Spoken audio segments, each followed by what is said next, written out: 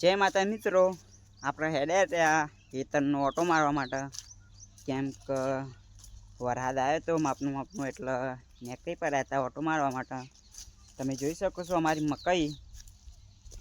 આ મકાઈને પકાવી કે ના પકાવી તમે કમેન્ટ કરજો. કેમ કે વરસાદ આવે છે અને પાકક નહીં પાકતી મકાઈ. હવે થાય હવે જોઈએ. ને જો મકાઈ કેવી બેઠી છે એ પણ કહેજો. ને આપણે હેડ્યા હતા જો અમારી મગફળીઓ સી આ જો અમુક પીળી પડી ગઈ.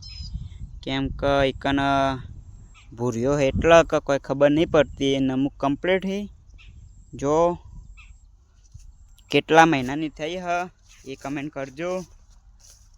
અને ખેતર વચ્ચે જ એક ઓહરો હ તમે જોઈ શકો છો. આપણે કાળું બુશર્ટ અને કાળું પેન્ટ પહેરીને વિડીયો બનાવવા આવી ગયા છીએ આજ તો. કેમ કે આજે મારા ગામમાં ભાડની બીજ હતી ને એટલા તૈયાર થઈ ગયા હતા. એમને મમ્મી કીધું ચાલો આજે એક વિડીયો બનાવી દઈએ. તૈયાર થયા હી એટલે તૈયાર તો કોઈ નહીં થયા. હોજા આવીને પાછો લુગડો બદલી કાઢે. જે પહેરવેશ હતો એ કરી દીધો આપણે પહેરવેશ.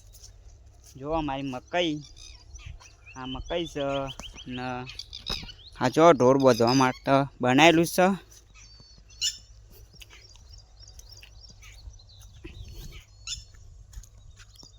જો આ મકાઈ ભાઈજી છે. અહીંથી ઢોર છૂટી ગયું હતું એટલા મકાઈ ભાઈજી હ. કોક યાદ કરે લાગે.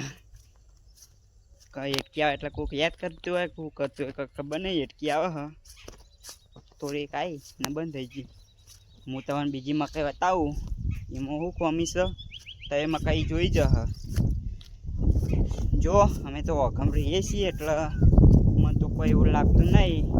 આડા ટેકરું આવી રીતના રોજ ઉતરવાનું સરવાનું એટલે એવું ના લાગે. આ જો અમારી મકાઈ, આના વિશે આપણે વિડીયો બનાવેલો જ છે.